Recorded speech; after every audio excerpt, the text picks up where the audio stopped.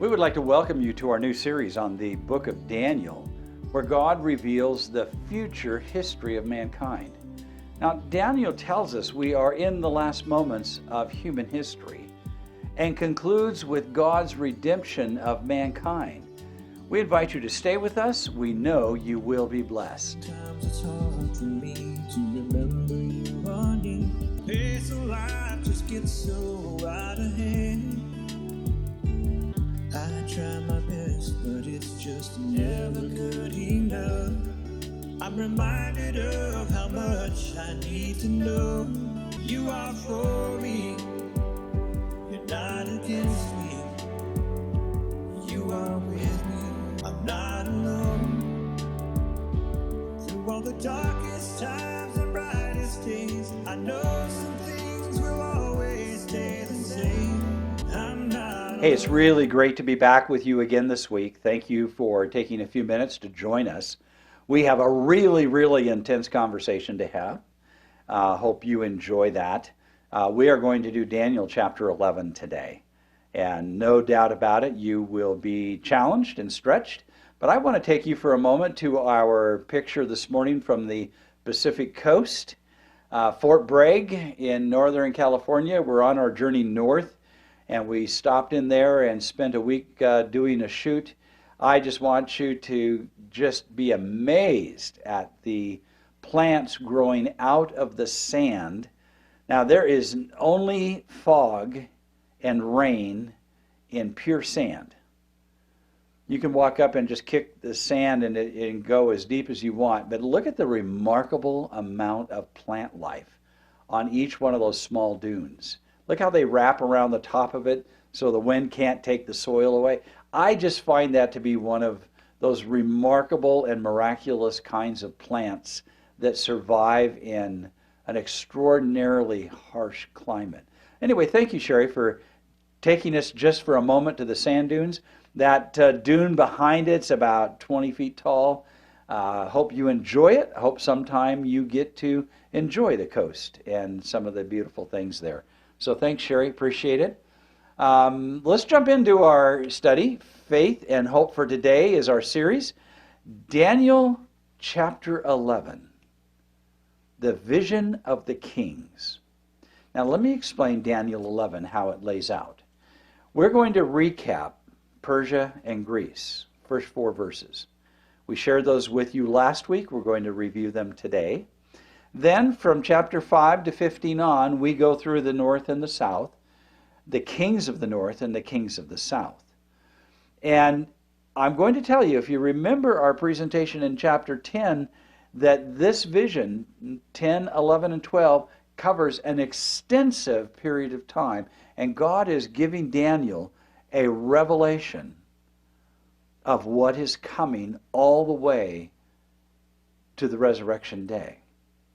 So when we jump into this study, I just want you to understand that we're talking today, chapter 11, covering literally more than 1,000 years. And once you understand the scope, I mean, Daniel said many days. He wasn't kidding when he said that this vision covered many days. So I hope you're ready. Let's jump in. The vision of Daniel 11 comes to him as he is pondering the restoration of Jerusalem and the temple. So he starts here, but understand that where God takes him goes way beyond Jerusalem and the temple to the full restoration of humanity. So God reveals to Daniel the future, including the future of Israel, the beautiful land, falling into the hands of the pagan Roman Empire, and you will discover the Messiah being cut off or crucified, being prophesied in 536 BC. So when I tell you that Daniel is a messianic prophecy, you will see it and you will hear the words yourself. And if this doesn't strengthen your faith that God knows the beginning from the end of empires, then doesn't he know the beginning and the end of your trials, your personal trials, your conflicts? Doesn't he know the beginning and the end of the church? So I hope this gives you confidence in God as we go on this journey. So I got a chart for you I want you to look at. I want you to see how Daniel 11 is picking up and giving you more details of the visions of Daniel 8 and 9. God has a way of repeating things. Each time he repeats them, he gives you a more complete, more whole picture of time and prophecy. So in verse 2 in Daniel 11 is the Persian Empire. We'll look at these verses in a moment. But I hope you take a note that you can go to Daniel 8 verse 20 and you'll realize it's talking about the ram of Persia. In verse 2 you have the Greek Empire of Daniel 11. In verse 21 you have the goat of Greece in Daniel 8. The mighty king appears from Greece or in Greece. Verse 21, a large horn representing Greece, Alexander the Great. In Daniel 11:4, four winds scatter the empire of Greece. In verse 22 of chapter 8, God showed Daniel the four empires rise up out of a large horn, which was Greece. Alexander the Great represented that particular empire. In verse 16, you have the beautiful land conquered of Daniel 11. In verse 9, pagan Rome conquers the beautiful land. So in verse 22, you have the prince of the covenant destroyed in Daniel 11. But in Daniel 9:25, pagan Rome cuts off the anointed one, the Messiah. So I just wanted to see a little parallel between Daniel 11 and Daniel 8 and 9. And I hope that chart sort of helps you understand that there's a continuous flow in this story. And that each time God tells the story to Daniel now, he's giving him a more full and complete picture of the events that are happening so that you, as you study this, can have that same experience. Daniel 11, starting in verse 5, reveals the future of the kings of the north and the south, covering several centuries. These empires are known as the Seleucids of the north and Ptolemies of the south. I just want you to, the north and south, think of the Seleucids as eventually becoming Rome in the north, but I would like you to think of the empire Ptolemies of the south being that of Egypt and that southern part of the empire. So that helps you have a more complete picture of the king of the north and the king of the south. So I think we're ready now to begin Daniel 11:1. Also, in the first year of Darius the Mede, even I stood up to confirm and strengthen him, and now I will tell you the truth. So Daniel is about to discover the truth. Behold, 3 more kings will arise in Persia. The fourth shall be far richer than them all. By his strength, through his riches, he will stir up all against the realm of Greece. In other words, empires can be envious of other empires, and that will cause them to want to go in and assault or conquer another kingdom. So Artaxerxes would be the king here in Persia. Alexander the Great would be the king of Greece that is going to come and conquer him. In verse 3 it says that a mighty king shall arise, who shall rule with great dominion and do according to his will. That would be Alexander the Great. Then when he has arisen, his kingdom shall be broken up and divided towards the 4 corners, the 4 winds of heaven. Greece will be divided up among the 4 generals of Alexander the Great. But even that kingdom has limitations and itself will be distributed. Notice, but not among his posterity, nor according to his dominion with which he ruled, for his kingdom shall be uprooted, even for others beside these. And it would be Rome that would eventually conquer all of the empires that were at one time Greece. Now we're going to move through the kings of the north and the south, which is a huge story in Daniel 11. Now I'm not going to take and give you details of everyone. It would take us about 6 weeks to just walk through every single verse. And our primary purpose is to introduce you to the book of Daniel, to challenge you to go and study deeper. So notice what it says now in verse 5. Also, the king of the south shall become strong, as well as one of his princes, and he shall gain power over him and have dominion, and his dominion shall be great. So this is the Ptolemy's first Souter, who would be that king, as we begin in verse 5. Also the king of the south shall become strong, as well as one of his princes. He shall gain power over him and have dominion. His dominion shall be a great dominion. Notice verse 6. And at the end of some years they shall join forces. Now pay attention to the details. For the daughter of the king of the south shall go to the king of the north and make an agreement or a covenant. But she shall not retain the power of her authority, and neither he nor his authority shall stand. So there's going to be an agreement through a marriage, a covenant marriage between the south and the north. I'll give you the details in just a moment. But this covenant will not stand, but she will be given up. That means she will be put to death, with those who brought her, and with him who begot her, and with him who strengthened her in those times.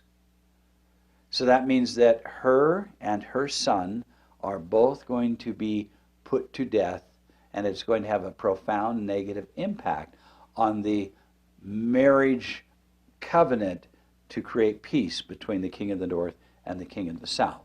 Now, notice the details. By 250 BC, king of the south, Philadelphus, and king of the north, Antiochus II, Theos, had an alliance through marriage. But here's the political drama. Antiochus's ex-wife that he put away, obviously, I'm going to suggest to marry Bernice to create peace in the empire.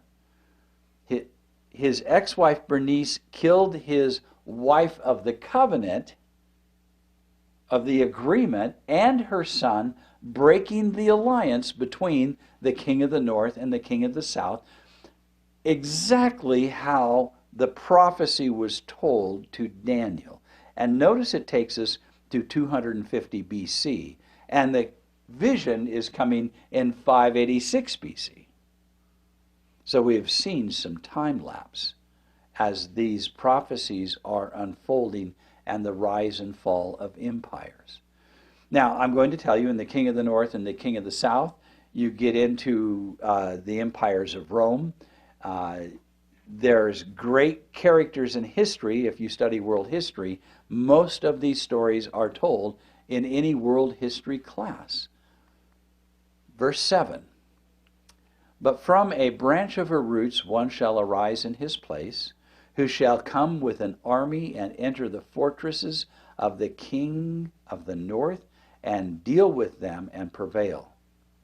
And he shall also carry their gods captive to Egypt, and their princes and their precious articles of silver and gold, and he shall conquer more years than the king of the north. So because of that assassination, now there's going to be a force that is going to move and defeat the king of the north by the king of the south. Political drama.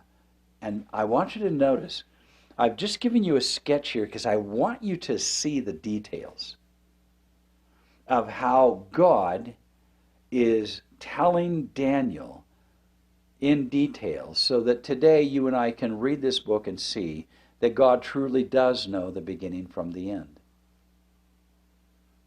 I mean, Antony and Cleopatra, I mean, you think of all the great characters. That's the king of the north and the king, in this case, the queen of the south. But I just want you to get this remarkable sense that God speaks history and that the prophecies are self-fulfilling and carried out by the characters that rise and fall in the stories. Verse 9, also the king of the north shall come to the kingdom of the south, but shall return to his own land. However, his sons shall stir up strife and assemble a multitude of great forces, and one shall certainly come and overwhelm the pass through which he shall return to his forces to stir up strife. Now the king of the south shall be moved with rage and go out and fight with him, and the king of the north, who shall muster a great multitude, but the multitude shall be given into the hands of his enemy. He is not going to win this battle. Verse 12, when he was taken away, the multitude, his heart will be lifted up, and he will cast down tens of thousands, but he will not prevail. For the king of the north will return with muster and multitude greater, and a multitude greater than the former, and shall certainly come at the end of some years with a great army and much equipment. So notice how time is passing with many years here. Time is moving forward all the way through the story. Now in those times many shall rise up against the king of the south, also violent men of your people. Now, who would your people be? It would be the people of Daniel's nation. Violent men of your people shall exalt themselves in fulfillment of the vision, but they will be defeated. They shall fall. And Daniel has to see that. Must have been disappointing to him. So the king of the north shall come and build a siege mound and take a fortified city, and the forces of the south shall not withstand him. Even his choice troops shall have no strength to resist, but he who comes against him shall do according to his own will, and no one shall stand against him. He shall stand in the glorious land with destruction in his power. Now we see the king of the north come into the glorious land of Israel. Isn't that interesting, how we have moved through time? Verse 17, and he shall also set his face to enter with strength of his whole kingdom, and upright ones with him. Thus shall he do, and he shall give him the daughter of women to destroy it, but he shall not stand with him or be for him. After this he shall turn his face to the coastlands, and shall take many, but a ruler shall bring the reproach against them to an end, and with reproach removed, and he shall turn back on him. Then he shall turn his face toward the fortresses of his own land, but he shall stumble and fall and not be found.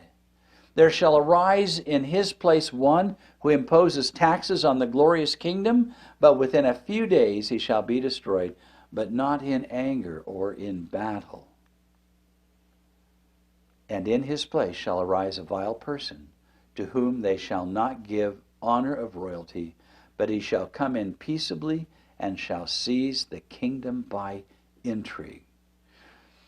So far, would you please make note that all of the political drama unfolding thus far has no divine redemption? It is not there to make necessarily the citizens happy, but it's all about power and authority over people. It's not about the people as much as we would like to think politics is always about us. Here it's always about power and greed. In verse 22, with the force of a flood they shall be swept away from before him and be broken, and also the prince of the covenant. Who is the prince of the covenant? It is Christ when he was crucified. That the prince of the covenant shall be broken. Notice we have moved from that time of Daniel all the way up into the crucifixion of Christ. And after the league is made with him, he shall act deceitfully, and he shall come up and become stronger with a small number of people. Notice verse 24, and he shall enter peaceably even into the richest places of the province. He shall do what his fathers have not done, nor his forefathers. He shall disperse among them the plunder, the spoil, the riches. He shall devise his plan against the strongholds, but only for a time. He shall stir up his power and his courage against the king of the south with a great army. And the king of the south shall be stirred up to battle with a very great and mighty army, but he shall not stand, for they shall devise plans against him. Yes, those who eat the portion of his delicacies shall destroy him. His army shall be swept away, and many will fall down and be slain.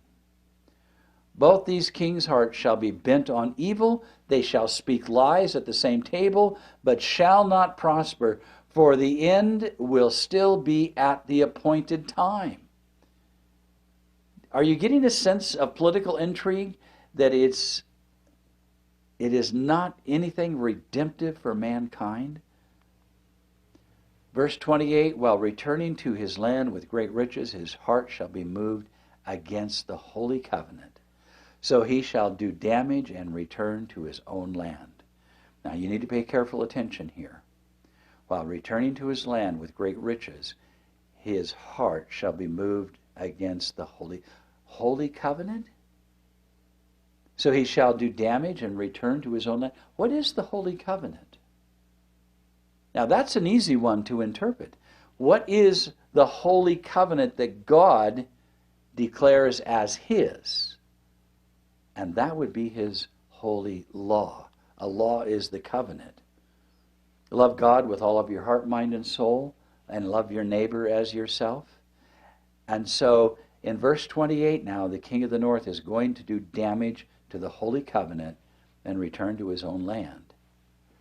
Verse 29, at the appointed time, he shall return and go toward the south, but it shall not be like the former or the latter. For ships from Cyprus shall come against him, and therefore he shall be grieved and return in rage against the holy covenant and do damage. Now that takes us through Daniel chapter 11. That was a pretty intense story, wasn't it? I just want you to grasp this concept that we have moved through more than 1,000 years of human history. And I want you to pay careful attention that in all of these events, we have been moving through time. I want you to see that when I say to you that when God uses beasts to represent empires, lions and bears and goats and rams, leopards in the book of Revelation, when I read those stories, I want you to understand how God sees civil power. He sees it as beastly. And when he takes Daniel through thousands of years of time, not thousands, but more than 1,000, he is showing you and I today that civil power and civil authority is not on your side. It's on their side to do what they want against other empires, and sometimes against, did you catch the abuse of taxes in there? Did you catch how civil authority is not on your side? Sometimes we get that confused as Christians. But now we have to have an important conversation about something we just read. I wanted to go back and visit a commentary on verses 28 to 30. So here we go. The northern king's blasphemies takes us to Constantine. It moves us into a time of 321 AD. And in his reign as emperor, during his reign, he legislated the Sunday festival for the Roman Empire in 321 AD. He set Sunday aside to be a day for which there would be no work, a day as a festival for pagan Rome. But I want you to notice in 321 AD that when we go back to the early church fathers, we discover in just a few years in the history written by the early church fathers, Eusebius in this case, the early church father wrote how Sunday had now become a day of rest and a day of worship in the early church. The early church had replaced the creation Sabbath found in Genesis with a pagan Roman day of rest as tradition from Constantine's Sunday rest. This is how Constantine made an assault on the holy covenant of the law of God, because the day of rest was called the seventh day. Constantine's day of rest, a pagan day of rest, was called the first day of the week. So when it says the king of the north assaulted the holy covenant, he did it, and the church, early church, followed after it and created a tradition of first day worship. Isn't that interesting? I just want you to take a moment and process how unique this story is, and how the law of God was assaulted by a pagan emperor who then began to claim he had become a Christian, or is considered Christian by many. But it turns out it's just an assault on the law of God. And somehow Christianity, centuries ago, has adopted, friends, a pagan day of rest. Now, I'm not judging people who worship on Sunday. I just want you to know the roots and the origin of that day.